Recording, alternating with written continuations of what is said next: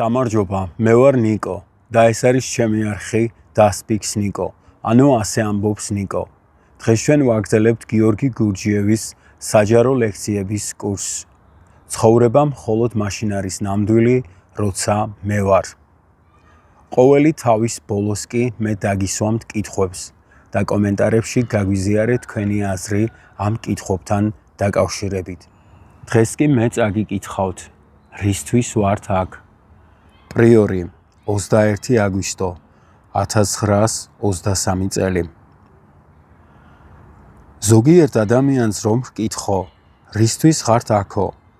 ან სიტყვას ვერ დაძრავს, ან და რაღაც სისულელეს იტყვის და ფილოსოფოსობას დაიწყებს ისე რომ თვითონაც ვერ გეტყვით, რას ლაპარაკობს. რამდენიმე მათგანმა შეიძლება იცოდა კიდეც თავდაპირველად, რატომ მოვიდა აქ, მაგრამ ახლა ეს უკვე დაავიწყდა. მე ვთვლი, რომ თითოეული, ვინც აქ მოვიდა, უკვე მიხვდა იმის აუცილებლობას, რომ რაღაც უნდა გაკეთდეს და თვითონაც უკვე რამდენჯერმე სცადა კიდეც ეს. ამ მცდელობამ და მონდომებამ იგი იმ დასკვნამდე მიიყვანა, რომ ჩვეულებრივი ცხოვრების პირობებში შეუძლებელია რაიმეს მიღწევა. ხოდა მან დაიწყო გამოკითხვა, ყურადღების გამახვილება და იმ ადგილების ძიება, სადაც წინასწარ განსაზღვრული პირობებისა თუ გარემოებათა წყალობით შესაძლებელი იქნებოდა საკუთარ თავზე მუშაობა. იგი რწმუნდება, რომ აქ ასეთი მუშაობა შესაძლებელი ყოფილა, მაგრამ ზოგი თქვენგანი ამ პირობებს ვერ იყენებს. მეცაც გეტყვით, ისინი ამ პირობებს ვერ ამჩნევენ და ეს ფაქტი ადასტურებს, რომ ისინი სინამდვილეში ამას არ ესწრაფოდნენ და ცხადია, თავიანთ ყოველდღიურ ცხოვრებაში სრულიადაც არ ცდილობდნენ იმის მიღწევას, რასაც ვითომ და ელტვოდნენ. ვინც თავის თავზე მუშაობისათვის ამ პირობებს ვერ იყენებს, იმისთვის აქ ადგილი არ არის. იგი ტყუილად კარგავს დროს, როცა აქ რჩება, სხვებსაც ხელს უშლის და ვიღაცას ადგილს ართმევს, რომელიც აქ განსაზღვრულია და მისი ნაკლებობის გამო მრავალ მაძიებელს მიღებაზე უარი უნდა ვუთხრა. ამიტომ მათ ან უნდა გამოიყენონ ეს ადგილი, ან უნდა დატოვონ იგი. ვიმეორებ, მე ვლაპარაკობ იმ აზრით, რომ ვინც აქ მოდის, უკვე შესრულებული აქვს გარკვეული სამუშაო, მონაწილეობდა ლექციების მსვლელობაში და თვითონაც ამ მხრივ ცოტაოდენი ცდებიც აქვს ჩატარებული. მაშასადამე მათ, ვინც აქ არიან, უკვე შეიცნეს საკუთარ თავზე მუშაობის აუცილებლობა და დაახლოებით იციან, როგორ უნდა შეასრულონ იგი. მაგრამ მიზეზთა გამო ეს არ შეუძლიათ. ჩემი სამუშაო მხოლოდ მაშინ შემიძლია განვაგრძო, როცა აქ მიღებული ცოდნა პრაქტიკულ ცხოვრებაში პოვებს გამოყენებას. სამწუხაროდ ეს ასე არ არის, რადგან ხალხი მართალია აქ ცხოვრობს, მაგრამ არ მუშაობს. ისინი მოქმედებენ მხოლოდ გარეშე ძალის ზეგავლენით. სწორედ ამიტომ ამ ადამიანებს ვურჩევ, ამიერიდან ისე იმუშაონ, როგორც ადრე, ასევე თავიანთ ძველ, წინანდელ იდეებს კვლავ მიანიჭონ სიცოცხლე და სერიოზულად შეუდგნენ მუშაობას. თუ არა და ახლავე უნდა მიხვდნენ, რომ მათ აქ ყოფნას აზრი არ ექნება. ისე რომ განაგრძონ როგორც ახლა ირჯებიან, 10 წლის განმავლობაშიც ვერაფერს მიაღწევენ. აქ სხვა ვერავინ იქნება პასუხისმგებელი. იმათ, ვისაც ეს ეხება, მართლაც უნდა სცადონ და ხელი გამოიღონ. მათ ჯერ კიდევ აქვთ შესაძლებლობა გარკვეულწილად აინაზღაურონ დაკარგული დრო, კვლავ გამოაღვიძონ წინანდელი მისწრაფებანი, ზრახვები და ყოფნა როგორც საკუთარი თავისთვის, ასევე სხვებისთვისაც სასარგებლო გახადონ. ვისაც შეუძლია შეგნებული ეგოისტი იყოს, იმას უნარი შესწევს პრაქტიკულ ცხოვრებაში მოიხსნას ეგოიზმის ყოველგვარი ელემენტი. აქ იყო ეგოისტი ნიშნავს არავის მიაქციო ყურადღება, მათ შორის არც მე. ყოველ ადამიანს და ყოველ საგანს უყურო როგორც თვით დახმარების საშუალებას.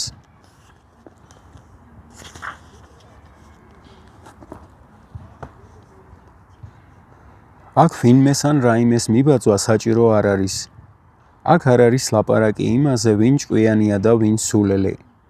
სულელი და უგუნური სასწავლო მუშაობის ისეთივე კარგი სფეროა, როგორც ჭკვიანი ადამიანი. სხვა სიტყვებით ისინი ორივე აუცილებელია, ისევე როგორც უკმეხი და თავაზიანი, სულელი და ჭკვიანი, უხეში და ზრდილი. ყველა ერთნაირად გამოდგება როგორც სარკე, როგორც ძლიერი ბიძგი, რათა ჩაუწვდეთ საკუთარი ბუნების არსს და შევისწავლოთ ის. გარდა ამისა, რაც ზემოთ ვთქვით, სხვა რამეც უნდა გავითვალისწინოთ. ჩვენი ინსტიტუტი შეიძლება შევადაროთ სარკინიგზო დეპოს, ან და გარაჟს, სადაც სარემონტო სამუშაოები სრულდება.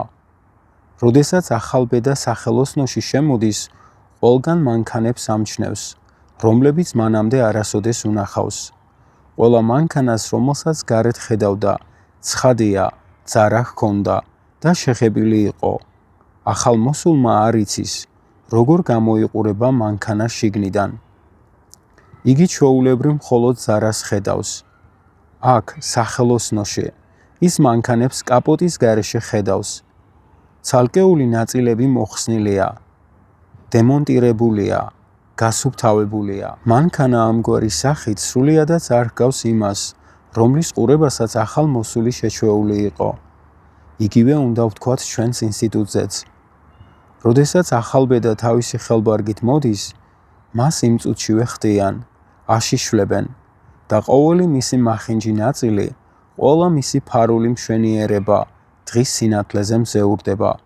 ზემოთქმულიდან გამომდინარე, ზოგიერთ თქვენგანს, რომელმაც ამ მოვლენის შესახებ არაფერი იცის, ისეთი შთაბეჭდილება ექმნება, რომ სინამდვილეში ჩვენ აქ მხოლოდ სულელი, ზარმაცი და ჩლონგი გონების ხალხი შევკრიბეთ. ერთი სიტყვით, კაცობრიობის ნაყარ-ნუყარი, ნაძირალები. მაგრამ მათ ავიწყდებათ ერთი ძალზე მნიშვნელოვანი რამ. ახალბედა კი არ ხედავს მათ ისე უბრალოდ, როგორებიც არიან.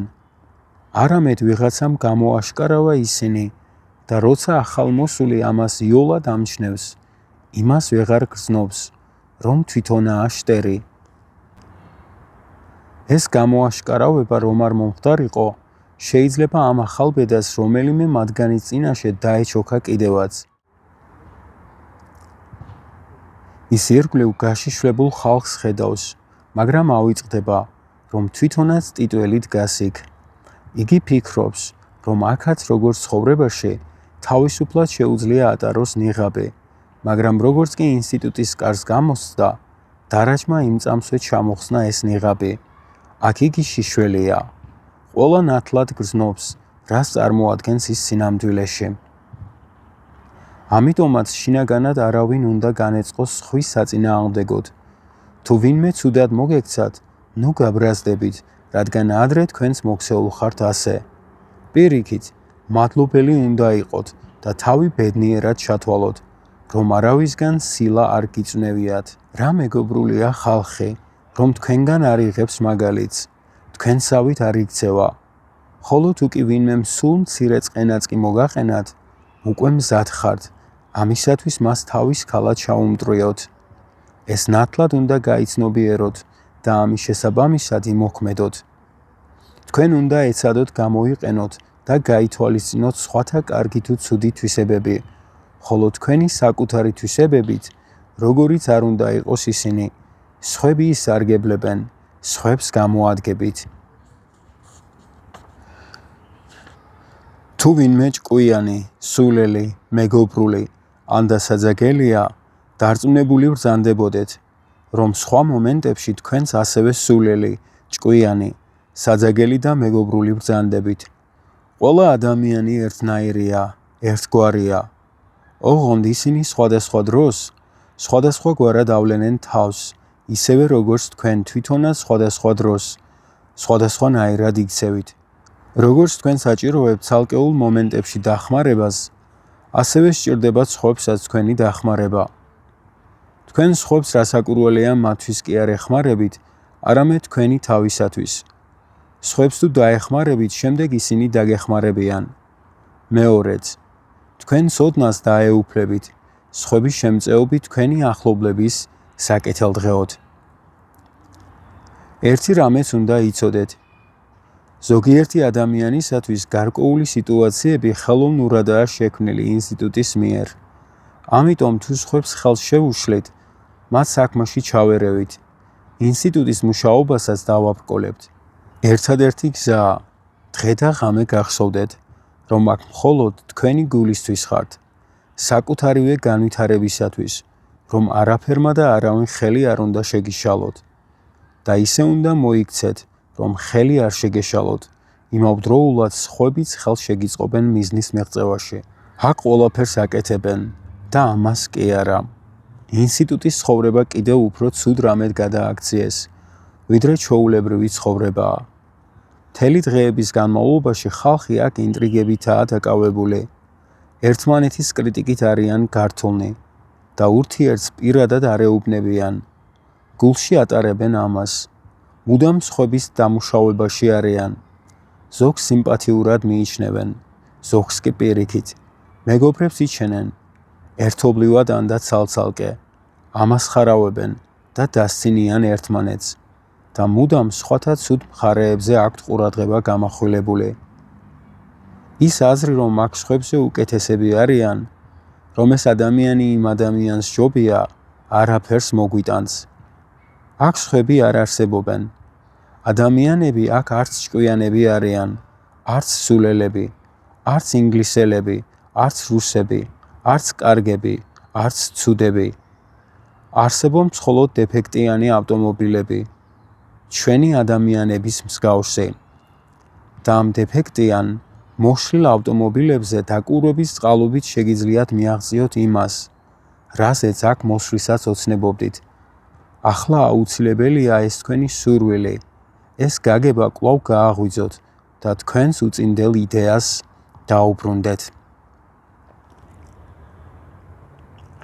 რადგან დასასრულს მივუახლოვდით, მე მაქვს ორი კითხვა თქვენთვის.